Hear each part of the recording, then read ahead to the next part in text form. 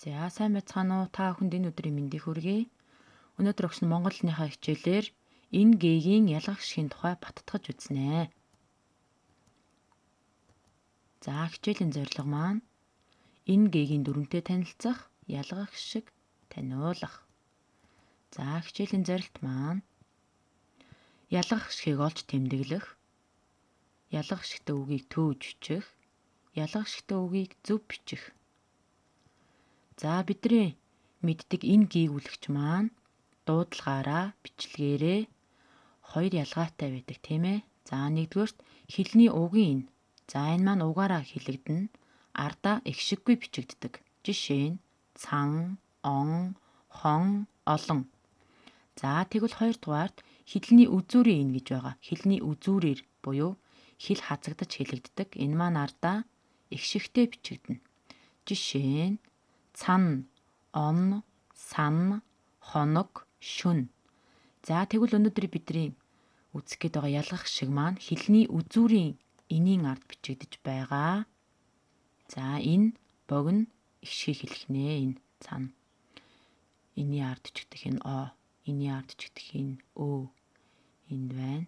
Энийн ард бичигдэх энэ а гэд. За дараагийнх нь г. Мөн г гээгүүлэгчийг бид нар бичиглэл дуудлагаараа хоёр ангилдаг байгаа. За нэгдүгээрт хэлний угийн г. Хэлний угаар хэлэгдэнэ, ардаа их шиггүй бичигдэнэ. Жишээ нь арга, буг, сураг, тараг. За тэгвэл хүүхэн хэл идэвхтэй оролцож хэлэгдэх г буюу хэлний хоолоогоор хэлэгдэнэ. Үүнийг хоолойн г гэж нэрлэнэ. Жишээ нь буг, сураг, баг, ботго.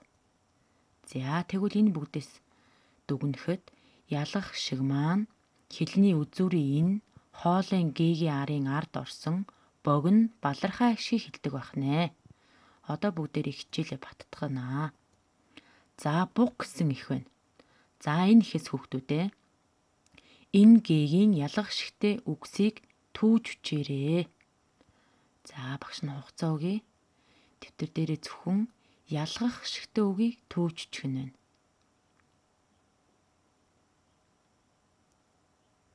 За та бүхнийг бичиж хооронд багш нь ихээ уншаад өгье. Буг. Нэг буг ус уугаад зогсож байв. Буг усанд дүрсээ хараад эвэр минь үнэхээр сайхан юм. Хөл минь арай л зохимж муутай юм уу даа гэж бодож байлаа. Гэтэл гинэтхэн нэг арслан гарч ирэв. Буг давхиж ой руу ортол эвэр нь модон тэглээд баригдах шахжээ. Харин хурдан гүйсний хүчинд арслангаас аврагдав. Буг магтсан эвэр минь гай болох шахлаа. Өөдгүй муухай хөл минь ам аварлаа гэж сая л нэг ойлгож гин.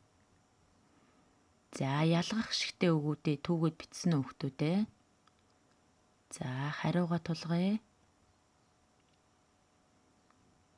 За энэ ихэд маань буг, үнэхээр, гинэтхэн, буг, ойлгож. За гэсэн 7 үг байна ялгах шигтэй. За ялгах шиг маань хаана байгаа вэ хүүхдүүдээ? За буг гэдэг үгний г-ийн арын а, хоолойн г-ийн арын а. За үнэхээр гэдэг үгэнд энийн арын э. За гинэтхэн гэдэг үгэнд энийн арын э. За буг гэдэг үгэнд г-ийн арын а. Ойлгож гэдэг үгэнд г-ийн арын о.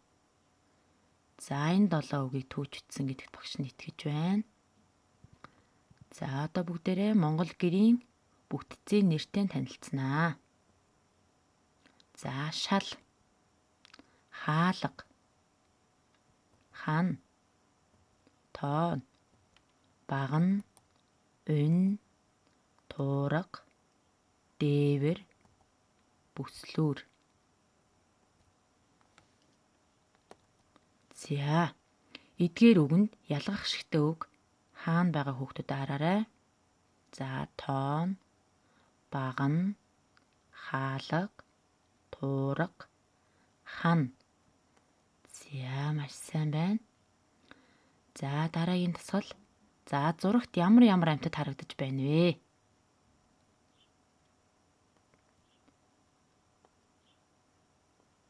За янзаг туулай хоёр байна тийм ээ. За тэгвэл янзаг туулай гэсэн хоёр үгэнд за аль үгэнд нь ялгах гişиг маань орсон байна вэ? За янзаг гэсэн үгэнд ялгах гişиг маань орсон байна тийм ээ.